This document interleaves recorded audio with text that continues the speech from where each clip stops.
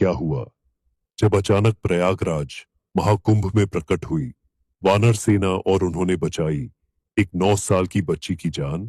क्या है इस घटना के पीछे का रहस्य जिसे हनुमान जी के साथ भी जोड़कर देखा जा रहा है, जिसकी एक एक सच्चाई आज की इस रहस्यमय वीडियो में हम आपके सामने रखने वाले हैं।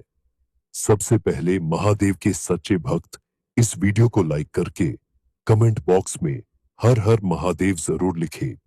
13 जनवरी से प्रयागराज में महाकुंभ मेला लगने जा रहा है।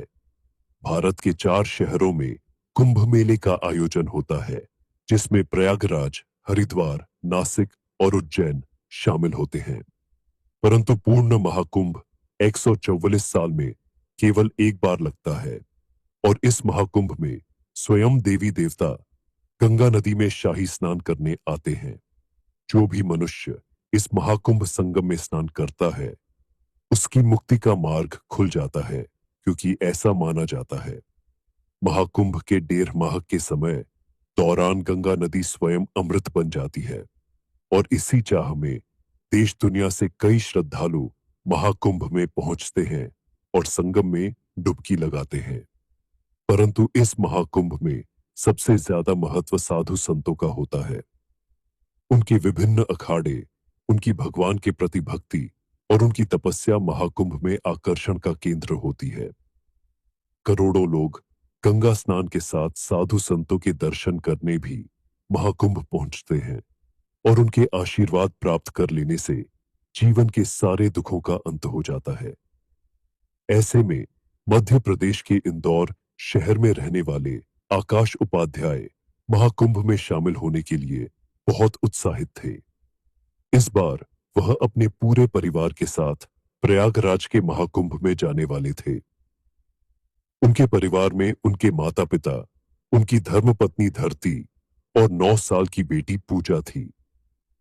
लेकिन उन्हें इस बात का अंदाजा बिल्कुल भी नहीं था कि प्रयागराज महाकुंभ की भयंकर भीड़ में उनके साथ एक ऐसा हादसा होने वाला था जिसे वह जिंदगी भर भुला नहीं पाएंगे।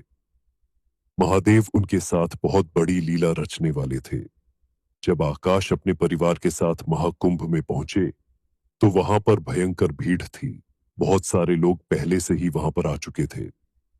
कई साधु संतों ने अपने अपने टेंट लगा रखे थे, लेकिन फिर भी पुलिस दल ने व्यवस्था बहुत अच्छे से संभाल रखी थी। प्रयागराज का महाकुंभ बहुत भव्य लग रहा था, मानो सतयुग में आ गए हों। लेकिन महाकुंभ में उस समय घूमते समय आकाश ने अपनी पत्नी धरती को कहा कि पूजा का हाथ जरा कसकर पकड़ो, क्योंकि भयंकर भीड़ में अगर उसका हाथ छूट गया तो उसे ढूंढ पाना मुश्किल होगा। तभी उन्हें गंगा के घाट पर वानरों का एक बहुत बड़ा झुंड दिखाई दिया। सभी लोगों का कहना था कि वैसे तो यहाँ पर इतने सारे बंदर एक साथ नहीं होते, परंतु यह महाकुंभ का ही चमत्कार है कि यहाँ देश दुनिया से करोड़ों लोग तो आते हैं, लेकिन इस महाकुंभ में पुण्य प्राप्ति के लिए कई सारे जानवर भी आकर एकत्रित हो जाते हैं, क्योंकि महाकुंभ के दौरान यहाँ का वातावरण काफी पवित्र होता है। उन बंदरों में एक बंदर ऐसा था जिसकी पूंछ नहीं थी। आकाश को उसके ऊपर दया आई और उसने सभी बंदरों को केले खिलाए। उसी समय उनकी मुलाकात रुद्राक्ष वाले बाबा से हुई। उस बाबा ने अपने शरीर पर हजारों रुद्राक्ष की माला ये धारण कर रखी थी, जिनका वजन अंदाजित 45 किलोग्राम था। वास्तव में वे काफी सिद्ध पुरुष थे। उनका आशीर्वाद आकाश के पूरे परिवार ने लिया। आगे चलते चलते उन्हें कई साधु महाराज मिले, जिनमें एक ऐसे साधु महाराज थे जिन्होंने अपना एक हाथ पिछले 12 सालों से हवा में ऊपर उठा के रखा था और वह पिछले 12 सालों से ऐसे ही तपस्या कर रहे थे। ऐसी कठिन तपस्या कोई सिद्ध महात्मा ही कर सकते हैं। उनका भी आशीर्वाद लेकर आकाश अपने पूरे परिवार के साथ गंगा में डुबकी लगाने के लिए पहुंचे। वहां पर संगम में स्नान करने के बाद वे अलग अलग मंदिरों में दर्शन करने के लिए जा रहे थे। प्रयागराज महाकुंभ में 12 विशेष मंदिर होते हैं, जिन्हें 12 माधव मंदिर कहा जाता है। सब लोग इन मंदिरों में दर्शन करने के लिए भीड़ लगाते हैं। जब आकाश अपने परिवार के साथ महाकुंभ मेले में घूम रहे थे, तभी अचानक उन्हें चाबी वाले बाबा के दर्शन प्राप्त हो जाते हैं। वह बाबा अपने साथ 20 किलो की चाबी रखते हैं और वे बेहद ही प्रसिद्ध हैं। ऐसा कहते हैं कि चाबी वाले बाबा अपनी उस 20 किलो की चाबी से अहंकारी का अहंकार तोड़ते हैं। उन्हें देखने के लिए अचानक भयंकर भीड़ जमा हो गई और उस स्थान पर भगदड़ मचा गई। इसी भगदड़ में आकाश की धर्मपत्नी धरती से उनकी 9 साल की बेटी पूजा का हाथ छूट गया और वह भगदड़ में कहीं इधर उधर घूम गई। जब आकाश की पत्नी धरती ने देखा कि उनकी बेटी कहीं गुम हो गई है, तो उसने अपने पति आकाश से कहा कि इस भगदड़ में हमारी बेटी पूजा का हाथ मेरे हाथ से छूट गया है, वो कहीं गुम हो गई है। तब वे दोनों पति पत्नी बहुत चिंतित हो गए, क्योंकि महाकुंभ में भयंकर भीड़ थी और उसकी बेटी पूजा केवल एक 9 साल की बच्ची थी। अगर वह भगदड़ का शिकार हो गई तो उसकी जान पर भी आ सकती थी। आकाश और उसकी पत्नी धरती अपनी बेटी पूजा को इधर उधर ढूंढने लगे, लेकिन पूजा का कोई पता नहीं चल पा रहा था। आकाश और उसकी पत्नी महाकुंभ के एक कार्यालय ऑफिस पहुंचे और उनसे कहा कि माइक में अनाउंसमेंट करिए कि अगर किसी को हमारी बेटी पूजा मिलती है तो वह उसे इस ऑफिस कार्यालय पर छोड़ने आ जाए। और माइक में पूरे महाकुंभ में ऐलान किया गया कि पूजा नाम की एक बच्ची जिसने पिंक कलर की फ्रॉक पहनी है, अगर वह किसी को दिखाई दे तो उसे छोड़ने के लिए कृपया करके ऑफिस कार्यालय पर पधारे। 2 से 3 घंटे बीत जाने के बाद भी उसकी बेटी पूजा का कोई पता नहीं चला। आकाश और उसकी पत्नी ऑफिस कार्यालय से वापस उस जगह पर गए जहां उसकी बेटी पूजा खो गई थी। वहां पर अब भीड़ थोड़ी कम हो गई थी। उसे वहां पर भी पूजा का कुछ पता नहीं चला। अब सुबह से शाम के 7 बज गए। वह पति पत्नी अपनी बेटी के लिए बहुत चिंतित थे। उन्होंने सुबह से कुछ खाया भी नहीं था। वो दोनों बहुत भूखे थे, परंतु अपनी बेटी की चिंता में वह खाना पीना सब भूल गए थे। उन्होंने ऑफिस कार्यालय पर अपना मोबाइल नंबर दिया था, परंतु वहां पर से भी पूजा के मिलने का कोई संदेश नहीं आया। अंत में वह दोनों पति पत्नी थक हार कर गंगा घाट पर बने एक शिवलिंग के पास जाकर महादेव से प्रार्थना करने लगे। वह कहने लगे कि हे देवों के देव महादेव, इस महाकुंभ में आना हमारे लिए सौभाग्य की बात थी। सोचा था महाकुंभ में जाकर महादेव के भक्तों का दर्शन करेंगे, दिगंबर नागा साधु और अघोरी बाबा का आशीर्वाद प्राप्त करेंगे। परंतु अब हमें महाकुंभ में आना हमारी एक बहुत बड़ी गलती लग रही है। अगर हमने हमारी बेटी पूजा को खो दिया तो हम आज के बाद कभी किसी महाकुंभ का हिस्सा नहीं बनेंगे, कभियों कहीं किसी साधु संत का आशीर्वाद लेने नहीं जाएंगे। जाने अनजाने में आकाश ने अपने मुंह से बहुत बड़ी बात कह दी थी और महादेव यह बिल्कुल भी नहीं चाहते कि उनके भक्त महाकुंभ से दूर रहे या फिर भगवान पर विश्वास करना छोड़ दें। वह दोनों पति पत्नी महादेव से अपनी बेटी पूजा को वापस लाने की प्रार्थना कर रहे थे। तभी वहां पर अचानक से बंदरों का एक झुंड प्रकट हो गया। उस झुंड में एक बंदर की पूंछ कटी हुई थी, उस बंदर की पूंछ नहीं थी।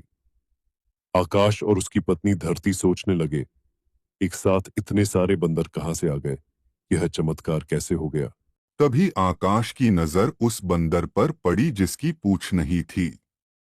वो उसे देखते ही पहचान गया कि ये वही बंदर है जिसको उसने सुबह में केले खिलाए थे। लेकिन चौंकाने वाली बात यह थी कि उस बिना पूंछ वाले बंदर ने अचानक से आकाश का हाथ पकड़ लिया। मानो ऐसा लग रहा था जैसे वह बंदर आकाश को कहीं पर ले जाना चाहता हो। आकाश भी बंदर की बात समझ चुका था। आकाश और उसकी पत्नी बंदर के पीछे पीछे चलने लगे। लगभग 2-3 घंटे चलने के बाद वह बंदर आकाश और धरती को गंगा नदी के एक दूसरे घाट पर ले गया। वहां पर जाकर वह बंदर नदी में खड़ी एक नाव पर बैठ गया। जैसे ही आकाश उस नाव के पास गया तो उसके रोंगटे खड़े हो गए। क्योंकि उस नाव के अंदर उसकी बेटी पूजा बेहोश अवस्था में पड़ी थी। जैसे ही आकाश ने बंदर की ओर देखा तो वह बंदर अचानक से अदृश्य हो गया। आकाश और उसकी पत्नी समझ चुके थे कि यह महादेव का चमत्कार है।